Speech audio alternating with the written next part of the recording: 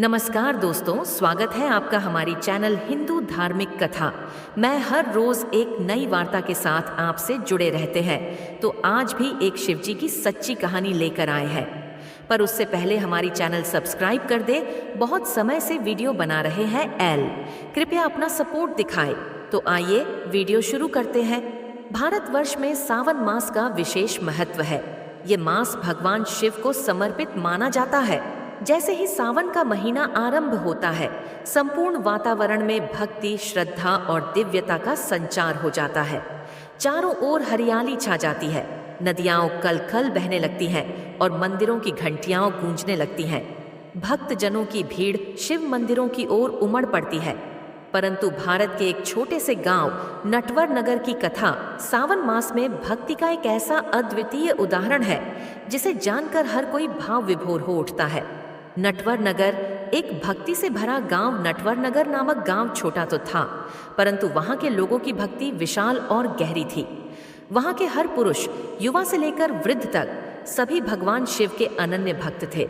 उनके लिए सावन का महीना केवल एक धार्मिक अनुष्ठान नहीं, बल्कि भगवान शिव की सेवा का उत्सव था। हर सुबह सूरज निकलने से पहले गांव के लोग एक साथ उठते, स्नान करते और मंदिर की ओर चल पड़ते। मंदिर तक जाने वाले मार्ग पर घंटियों की ध्वनि, शंखनाद और मंत्रों की मधुर गूंज सुनाई देती थी।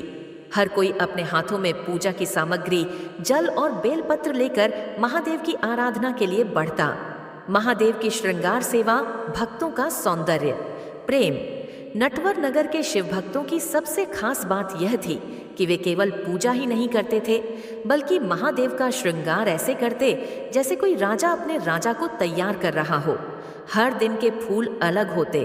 खास बात यह थी कि वे भूरे रंग के प्राकृतिक फूल ढूंढ कर लाते, क्योंकि उन्हें विश्वास था कि भगवान शिव को यही रंग अत्यंत प्रिय है। साथ ही वे ताजे बेलपत्र, चंदन, धूप, दीप और सुंदर वस्त्रों से शिवलिंग का श्रृंगार करते।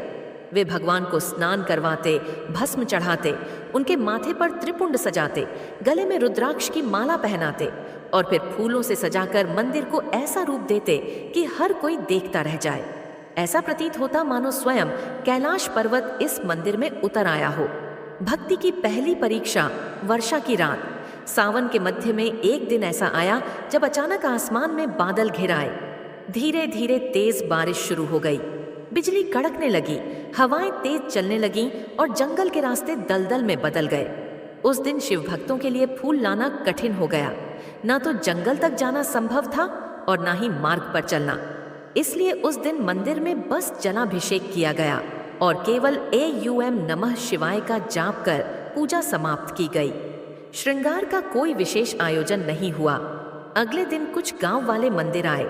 उन्होंने देखा कि मंदिर में रोज जैसा श्रृंगार नहीं हुआ था। उन्होंने नाराजगी जताई। ये कैसी भक्ति है? एक दिन की बारिश और सेवा रुक गई।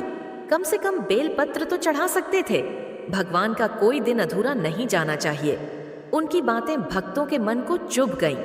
उन्होंने सोचा, क्या हमारी भक्ति में कहीं कमी रह गई?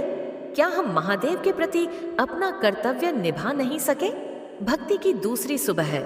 श्रद्धा की अडिग परीक्षा। दूसरे दिन भी बारिश जारी रही, लेकिन इस बार शिव भक्तों ने निर्णय कर लिया कि कोई भी बाधा उनकी भक्ति को नहीं रोक सकती। वे सभी लोग सिर पर कपड़ा बांधकर, हाथों में टोकरियां लेकर जंगल की ओर निकल पड़े।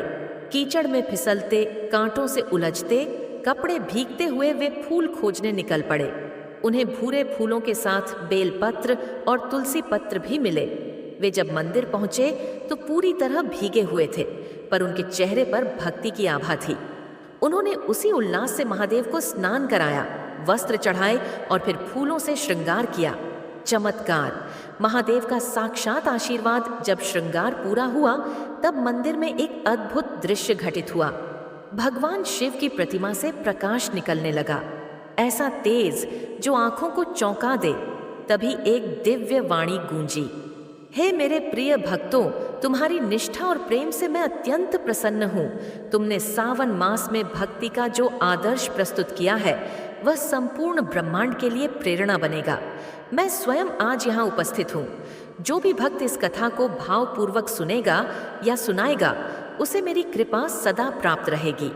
पूरे गांव में उस दिन एक अलौकिक वातावरण बन गया। लोग महादेव के चमत्कार से रोमांचित हो गए। गांव के वे सभी शिव भक्त सावन के सच्चे सेवक कहे जाने लगे। उसका जीवन सुधरे, यह कथा केवल एक गांव की नहीं, बल्कि भक्ति के उस भाव की है जो किसी भी परिस्थिति में डगमगाता नहीं। यह कथा सिखाती है कि श्रद्धा जब अडिग होती है तो स्वयं ईश्वर प्रकट होकर आशीर्वाद देते हैं।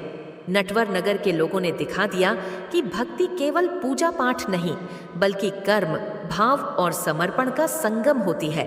इस कथा से हमें ये प्रेरणा मिलती है: 1. भक्ति में दिखावा नहीं, निष्ठा चाहिए। 2. सच्ची सेवा वही है जो बाधाओं में भी बनी रहे।